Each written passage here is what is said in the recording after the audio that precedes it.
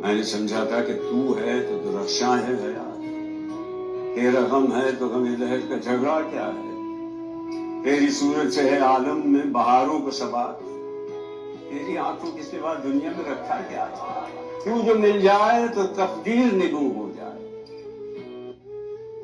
یوں نہ تھا، میں نے فقط چاہا تھا یوں ہو جائے، اور بھی دکھ ہے زمانے میں محبت کے سوا، راحتیں اور بھی ہیں وصل کی راحت کے سوا، ان گنت صدیوں کے تاریخ بہیمانہ طلسم، ریشم و اطلس و کم خواب میں بلوائے ہوئے، جا بجا بکتے ہوئے کوچہ و بازار میں جسم، خاک میں لتھڑے ہوئے خون میں نہلائے ہوئے، لوٹ جاتی ہے ادھر کے کو بھی نظر، کیا کیجیے اب بھی دلکش ہے تیرا حسن مگر کیا کیجیے، اور بھی دکھ ہیں زمانے میں محبت کے سوا، راحتیں اور بھی ہیں وصل کی راحت کے سوا، اس سے پہلی سی محبت میرے محبوب نہ مانے۔ یہ نظم صرف عاشقانہ شاعری نہیں بلکہ عشق سے سماجی شعور کی طرف سفر کی داستان ہے۔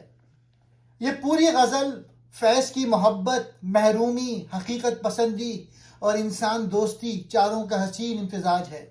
اس نظم میں فیض رومانوی دنیا کے خوبصورت وہم سے نکل کر زندگی کی تلخ اور سنگین حقیقتوں کا سامنا کرتے ہیں۔ میں نے سمجھا تھا کہ تو ہے تو درخشاں ہے حیات۔ فیض اپنے ماضی کی معصومیت اور دیوانگی کا اعتراف کرتے ہوئے کہتے ہیں کہ ایک وقت تھا جب میں سمجھتا تھا کہ میری زندگی کی تمام تر روشنی اور چمک دمک صرف تمہاری وجہ سے ہے۔ میرا یہ خیال تھا کہ اگر میرے پاس تمہاری محبت کا غم ہے تو مجھے دنیا کے باقی دکھوں، مسئلوں اور حادثوں سے کوئی لینا دینا نہیں، وہ سب میرے لیے بے معنی ہیں۔ پھر دوسرے شعر میں تیری صورت سے ہے عالم میں بہاروں کو ثبات، یہ رومانوی مبالغے کی انتہا ہے۔ فیض کہتے ہیں کہ مجھے لگتا تھا کہ اس دنیا میں جو بہاریں آتی ہیں اور جو خوبصورتی قائم ہے وہ صرف تمہاری خوبصورت چہرے کے طفیل ہے۔ تمہاری جادوئی آنکھوں کے علاوہ اس پوری کائنات میں کوئی ایسی چیز نہیں جو دیکھنے کے لائق ہو یا جس کی کوئی اہمیت ہو۔ فیض اپنی محبوبہ کو زندگی کی روشنی اور خوشی کا سرچشمہ سمجھتے تھے۔ انہیں لگتا ہے کہ زندگی کی تمام خوبصورتی محبوب کے وجود سے وابستہ ہے۔ تو جو مل جائے تو تقدیر نگو ہو جائے، یعنی اگر تم مجھے مل جاؤ تو قسمت میرے سامنے سر جھکا دے گی۔ فیض سمجھتے تھے کہ محبوب کا مل جانا زندگی کی سب سے بڑی کامیابی اور خوش نصیبی ہے۔ لیکن اگلے ہی مصرعے میں یوں نہ تھا میں فقط چاہا تھا یوں ہو جائے، اس نظم کا سب سے بڑا موڑ ہے۔ فیض بڑی سنجیدگی اور سچائی سے اعتراف کرتے ہیں، یوں نہ تھا یعنی حقیقت ایسی نہیں تھی، یہ سب تو بس ایک خوبصورت خواب اور خواہش تھی جو میں نے اپنے دل میں پال رکھی تھی۔ اس کے بعد اور بھی دکھ ہیں زمانے میں محبت کے سوا، راحتیں اور بھی ہیں وصل کی راحت کے سوا۔ یہ وہ انقلابی جملہ ہے جہاں فیض کی نظر محبوب کے چہرے سے ہٹ کر پوری انسانیت پر پڑتی ہے۔ انہیں احساس ہوتا ہے کہ دنیا میں بھوک، افلاس، ظلم اور ناانصافی جیسے اتنے بڑے بڑے دکھ موجود ہیں جن کے سامنے محبت غم بہت چھوٹا ہے۔ اسی طرح وہ یہ بھی سمجھتے تھے کہ صرف محبوب سے ملنا ہی واحد خوشی نہیں بلکہ کسی مظلوم کا ہاتھ تھامنا اور معاشرے کی اصلاح کے لیے جدوجہد کرنا انسان کو ایک ایسی دلی راحت اور سکون دیتا ہے جو عشق و محبت کے سکون سے کہیں زیادہ بلند ہے۔ محبوب سے ملنے کی خوشی ہی زندگی کی واحد خوشی نہیں، اس کے علاوہ بھی بہت سی خوشیاں اور مقاصد ہیں۔ انسان صرف اپنی ذاتی محبت کے لیے نہیں جیتا، دوسروں کے دکھ دور کرنا، انصاف قائم کرنا اور انسانیت کی خدمت کرنا بھی عظیم خوشیاں ہیں۔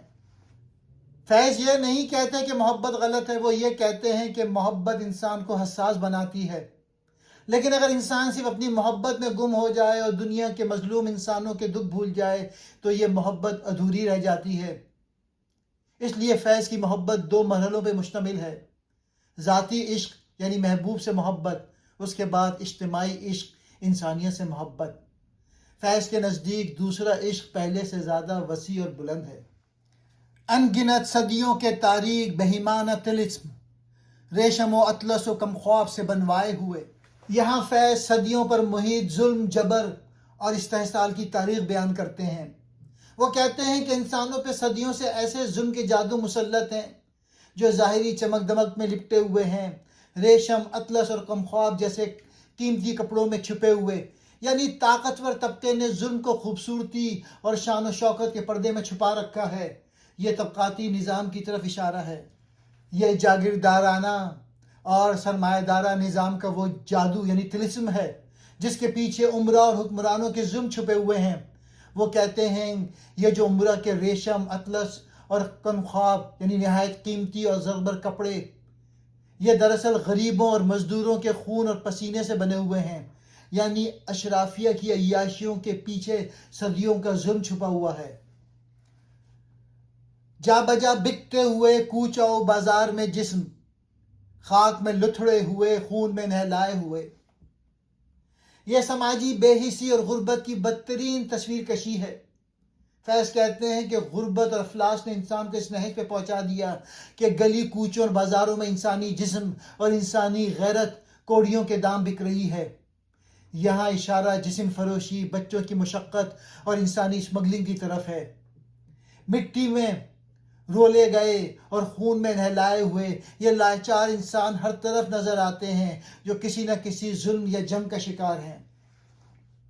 فیض نے دیکھا کہ لاکھوں لوگ بھوکے ہیں، مزدور استحصال کا شکار ہیں، عورتیں ظلم سہ رہی ہیں، انسان کا خون چوس رہا ہے، اس لیے ان کی محبت صرف ایک محبوب کے گرد محدود نہیں رہ سکی۔ لوٹ جاتی ہے ادھر کو بھی نظر کیا کیجیے، اب بھی دلکش ہے تیرا حسن مگر کیا کیجیے۔ اب میری نظر بار بار ان مظلوم اور مجبور لوگوں کی طرف بھی چلی جاتی ہے، میں کیا کروں۔